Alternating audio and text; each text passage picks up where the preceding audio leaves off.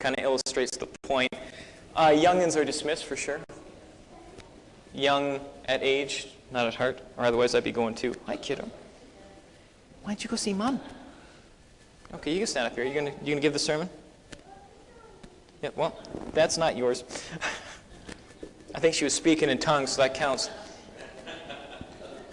In a rural area near Cairo, Georgia, two brothers grew up on a farm.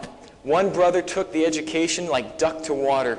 He graduated from Georgia Tech and became a renowned engineer in Chicago. The other brother was content to stay home and farm. Some years later, the learned brother was invited to give a speech in Atlanta at the Peachtree Plaza Hotel. He had not seen his brother in a long while, so he invited him to bring his family to the hotel and spend a little time with him. The rural brother had never been in a town bigger than Cairo, and he and his wife and son piled into their pickup, headed for Atlanta. After a fearful experience on the interstate highways, they pulled up front in the Peachtree Plaza Hotel. The farmer left his wife in the truck. He and his son went inside to check in.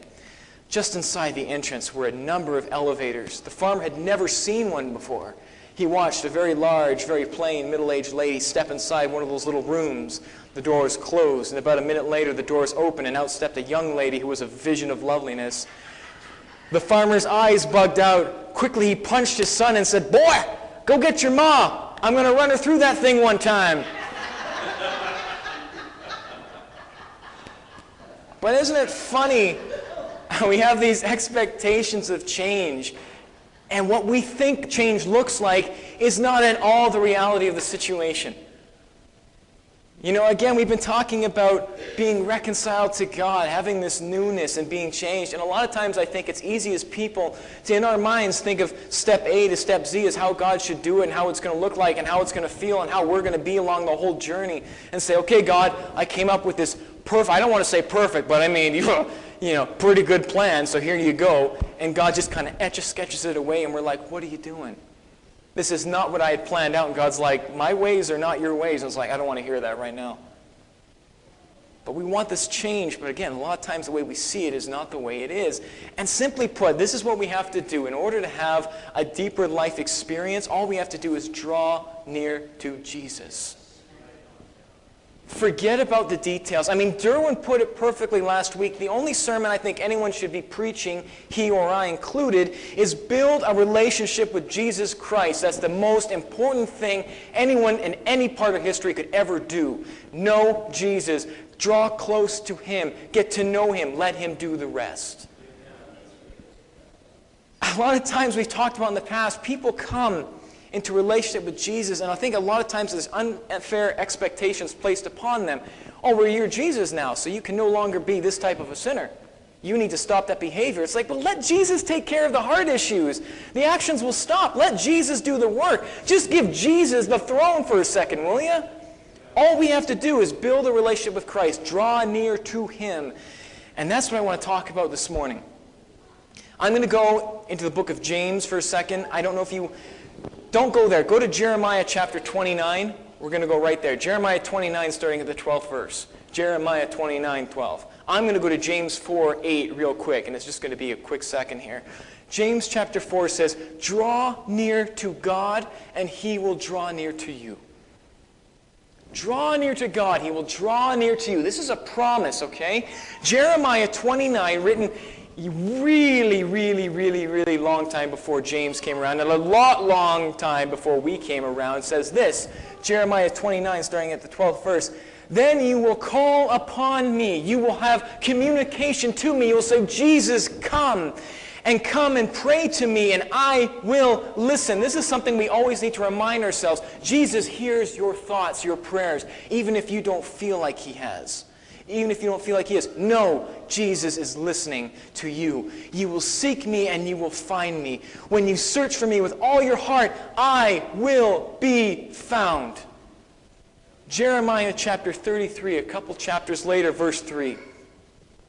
Call to me and I will answer you. I will tell you great and mighty things which you do not know, and I would add which you cannot know apart from hearing it from Christ. James is saying if you draw near to God, He will draw near to you. Relationship is not only accessible, it's expected. And all we have to do is simply come to Christ. make ourselves open.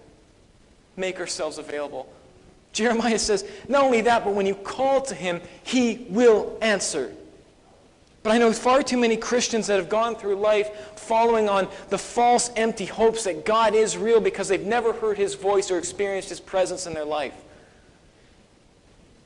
But yet they cleave to him because they know there's something there. They can almost experience radiating glory, but never the intimate connection. You know what I mean? Have you ever met people like that? The hard thing about a pastor is they come and say, well, what's wrong with my life? What's broken? I'm like, I don't know, but I'll tell you what you need to do is just draw near to God. He'll draw near to you.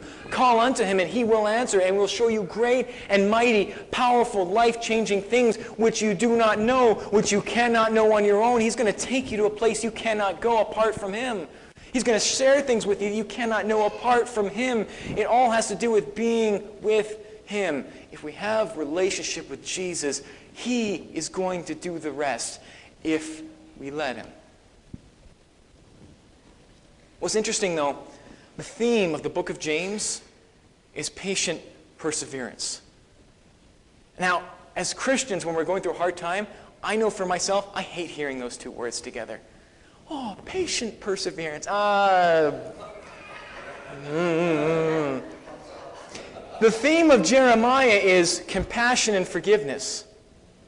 But I'll tell you what I actually think these are characteristics of God. Patience, perseverance, compassion, forgiveness. The only way we can experience these and have these really fully abundant in our lives is to draw near to God and call unto him and have him show and impart, change us, not just behavior, but who we are, and allow those things to take place. And when we cleave to Christ, and his Spirit is working in us day after day, in my case, over time, because I need all that darkness washed, bleached, wiped through his blood, we will be patient perseverers. We will be compassionate forgivers in every relationship we have. Whether we are right or wrong, it will not matter because the character of Christ will be in us and working through us to other people.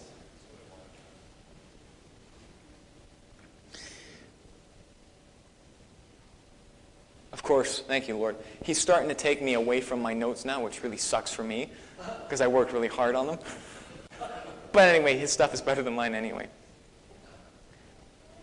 One thing that's been going through my mind a lot in the past little while, as I've been seeking God through different circumstances, whether they be good, whether they be bad, and I think the type of situation or season in my life that I hate the most is when it's just neutral.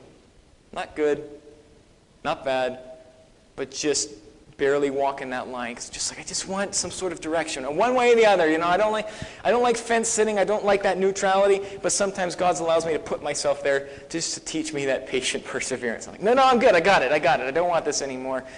But the thing I need to stop saying is, God, change my situation. And the thing that he really imparted on me is, I need to start praying, God, change me amidst the situation. Because I really don't think Jesus is all that concerned with my comfort and my quality of life, but he's concerned with the quality of my character and who I am. I think far too often in North America we're so fixated on, I want things to be good for me, that we forget Jesus needs to do good in me for me. And that really kind of hit me hard. And it was almost like this. Stop asking God to fix it for you, but start asking God to be in it with you. And that changes everything. That's that intimacy and that character. There is no shortcuts in our faith. There's no shortcuts in life. If Jesus is someone's get-out-of-jail-free card in the game of life of Monopoly, you've come to the wrong place. There is no instant gratification with Christ in the situation of he's not always going to say, oh, this horrible situation, poof, it's gone. But what he does promise, he'll never leave us, forsake us.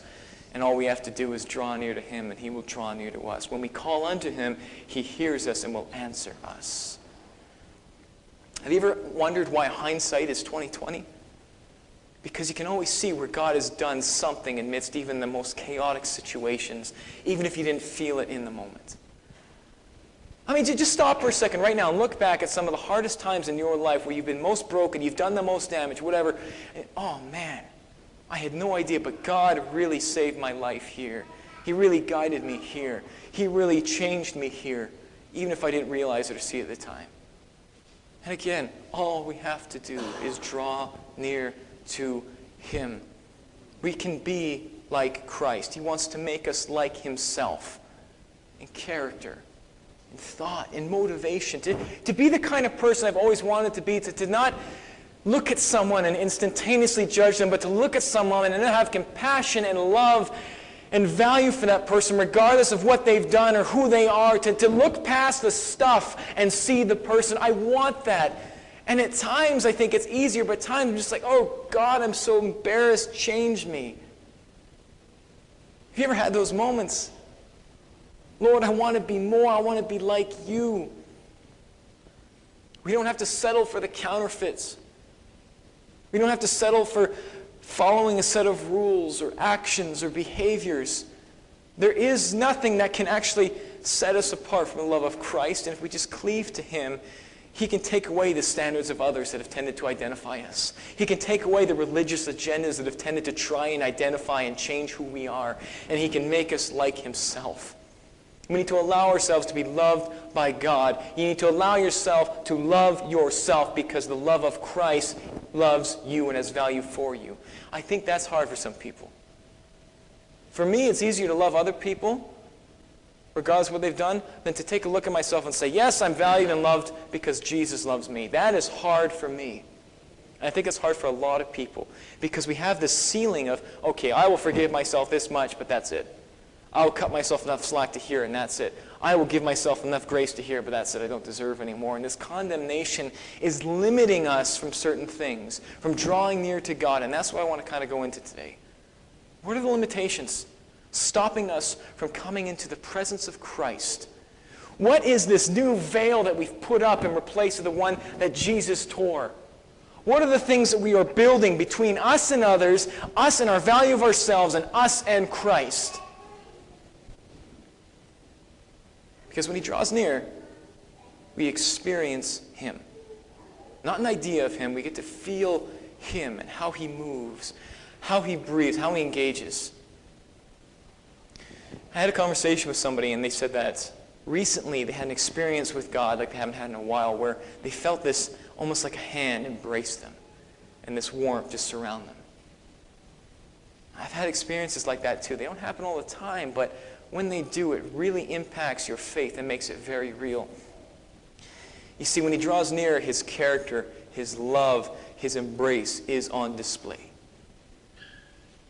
William Gladstone, in announcing the death of Princess Alice to the House of Commons, told a touching story, and this is that story. The little daughter of the princess was seriously ill with diphtheria. The doctors told the princess not to kiss her little daughter and endanger her life by breathing the child's air. Once the child was struggling to breathe, the mother, forgetting herself, entirely took the little one into her arms to keep her from choking to death. Rasping and struggling for her life, the child said, "Mama, kiss me." Without thinking of herself, the mother tenderly kissed her daughter, and she got diphtheria. And some days thereafter, she went to be forever with the Lord. Real love forgets self. Real love knows no danger. Real love doesn't count the cost. That's the love of Christ. To put self aside and say, I know you're hurting, I know you're struggling, I know you're in need, I'm going to be with you in it. And Jesus did die because of our sickness being transferred to himself. But he also rose again and gave us new life back. See, the only thing we can give Jesus when we draw near to him is everything that is impure, imperfect, sinful, and broken. All the things that separate us from his love and relationship with him. All the things that break relationships between us and other people. And all the things that tend to identify us on this planet that cause us to be restrained from valuing ourselves through the love of Christ. That's what he wants, and he gives us life and newness back. That's a heck of an exchange rate. There was a song we sang at the worship conference, and the chorus goes as follows. Holiness has a name, and it's Jesus. Victory has a name, and it's Jesus. The Word has a name, and it's Jesus. And he is relentlessly pursuing everyone at all times because he loves us. The difference between Christianity and every other faith in the world is that all other religions are about man trying to reach up to God. Christianity is about God reaching down to man. John chapter 1 verse 12 says, "But to all who believed in him and accepted him, he gave the right to become children of God." I want you to think about that for a second. Not just children of God adopted into the family, but children of God who get to share in the inheritance of the only true Son. That Son who came and saved us and identified us and changed us, said, "Everything I have, I give to you. Everything you don't deserve, this is yours if you so choose it, because I love you enough." Do you want to spend eternity with our Father? You got it. You want me to work in your life right now and separate and take away all those things that are dividing you between you and God and you and others and you and yourselves? You got it. I want to work with you in that for the rest of your life. I may not fix it instantaneously for you, but I will work with you in it. There's this love that is so unfathomable. I was reflecting upon Jesus hanging on the cross and how he's strung up there and he's being mocked by the religious leaders. He's been tortured. He's been stripped of his flesh and placed upon this device of torture. With every breath, he is cheese grating his open spine along rough wood, and he's suffering and trying not to suffocate with every breath. Anguish for hours upon hours, publicly humiliated. And there's the Roman soldiers at his feet gambling for his clothes. And yet what does he say? He calls out to God, "Father, forgive them, for they know not what they do."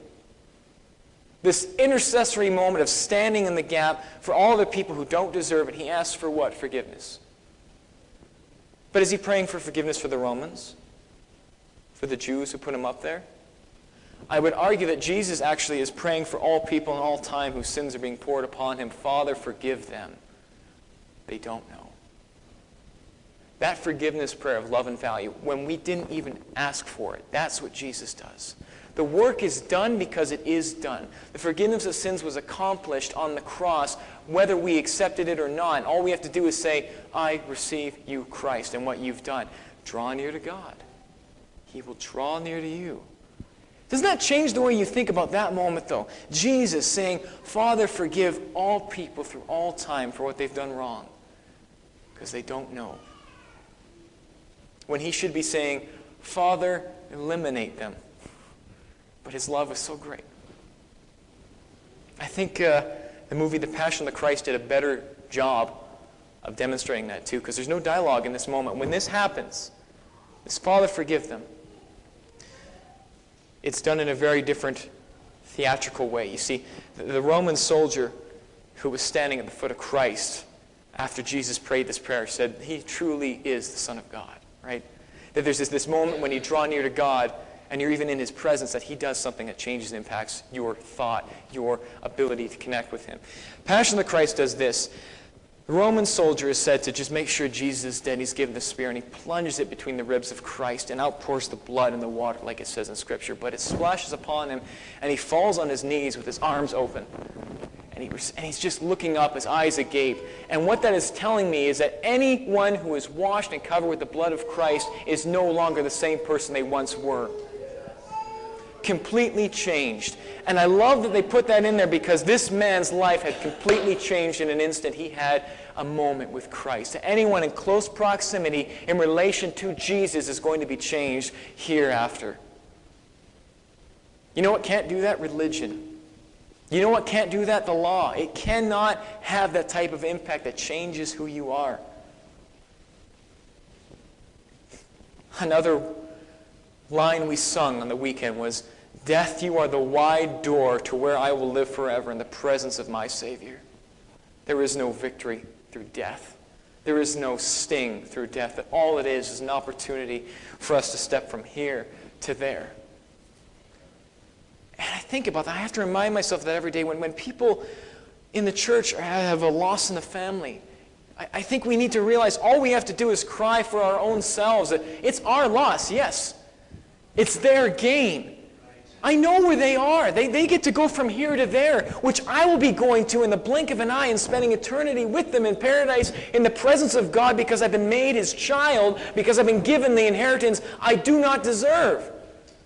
And all I have to do for that is to draw near to God, to call unto Him, and He's going to answer and show me things and make me new, wash me in His blood. And that's what this life is for? You got it. Sign me up, because that sounds fantastic.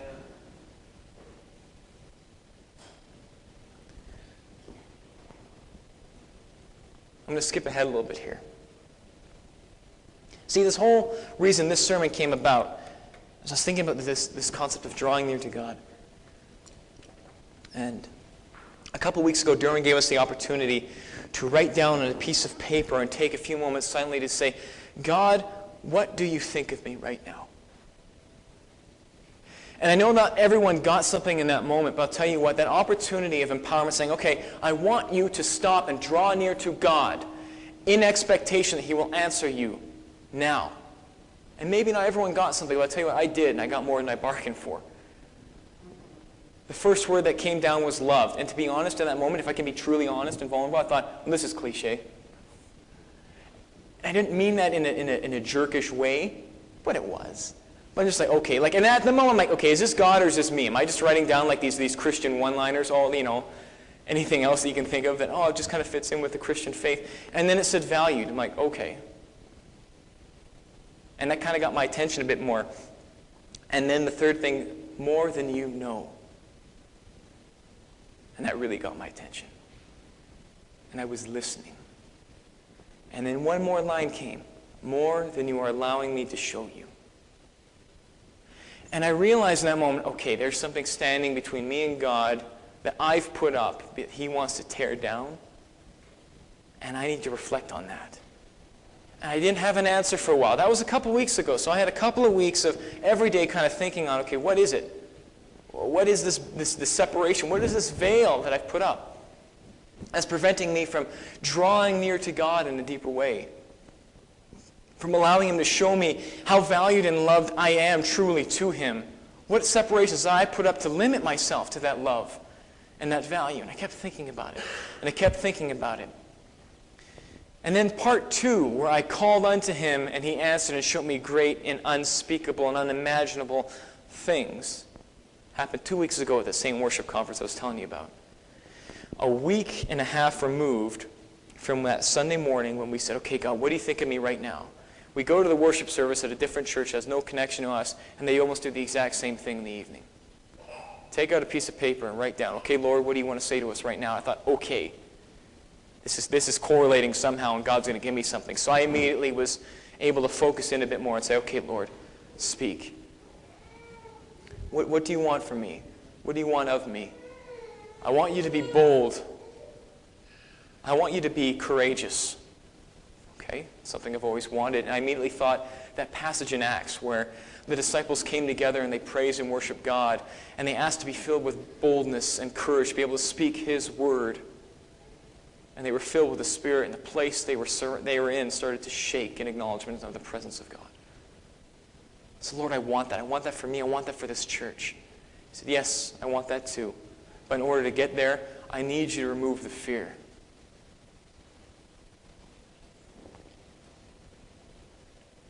And I reflected on that. What do you mean? What am I afraid of?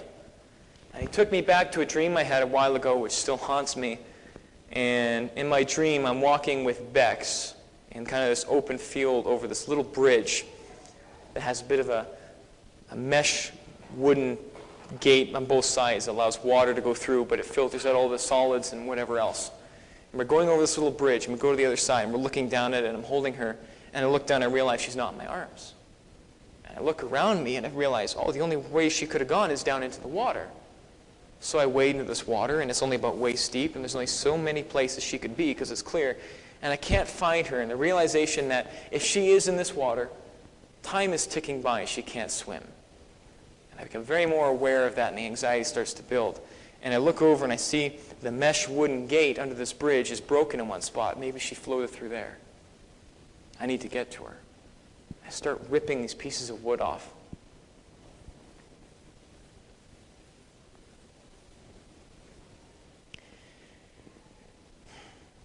But I'm not fast enough.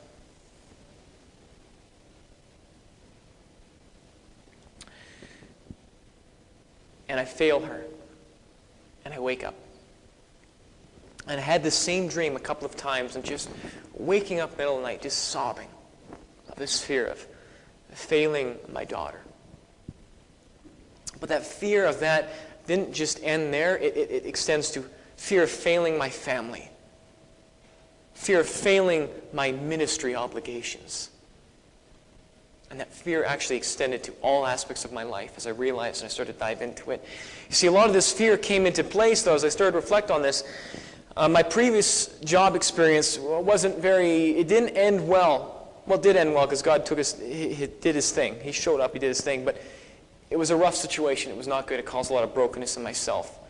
And the reason I realized I needed to step away from being a pastor at this other place was one night when I was doing the dishes with Melody. And we're taking clean dishes out of the dishwasher. And she asked me something along the lines of, well, how was work today? And that was enough to trigger me. And I almost had like an out-of-body experience. I started slamming things and breaking them on the ground and screaming. And I had a complete breakdown in that moment. And I was watching myself, I'm like, you need to reel this in. Like I'm having this calm, collective thought while my body just seemingly responding negatively. And I kind of snapped out of it and I looked at Melody and she had this look of concern but also this look of fear. And that broke me. My 6-month pregnant wife was afraid that I was going to hurt her. What is he capable of? What's he going to do? And I realized I need to step away. And I think at that moment, this fear of, okay, well, if I don't, it wasn't a conscious thing, mind you, but if I don't do certain things, I won't fall back into that pattern. If I don't do certain things and set up certain parameters to protect myself, I won't be hurt again. I won't hurt other people. And it's been interesting because now that this is something I am aware of, I have to deal with it. You see, because fear consumes. Fear identifies. It will completely limit who you are and choke you off. Have you ever wondered why the enemy is so good at using fear that whenever you think of demons, you get this horrible picture and image in your mind, right? Because if they present themselves as something as nice and tameable, you're not going to be afraid of it. Because if you're afraid of it, you have a choke collar that even if they aren't pulling on it, you know it's there, and you won't ever exceed your limit of that leash. Fear is something that wants to define and limit your abilities in life, and it certainly has in my life. Fear affects relationships. See, and if I actually truly believe that sin is anything that comes between the relationship between me and God, me and other people, and me and allowing God's love to identify and give me value, then it needs to be gone. That's why Jesus right now is saying, you need to work on this. The point is, though, is that if all we have to do is draw near to God, and He will draw near to us, do not be surprised when He starts to identify and show you things in your life that you need to work through. This right here. Oh, I don't want to look at that. That's been there for years collecting dust in the corner of my room, thank you. It's just fine where it is. Okay. Do you want to have a closer walk with me? Yeah?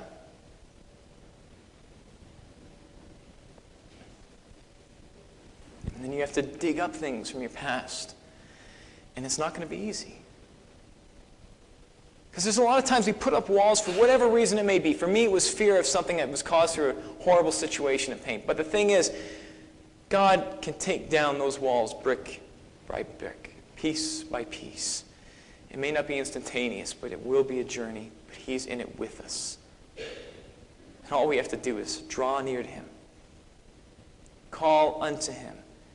He listens and hears us and will retort and show us great and powerful things.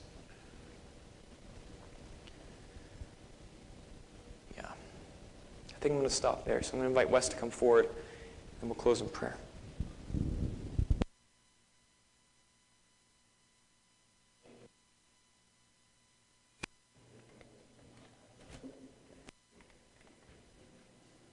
Mm-hmm.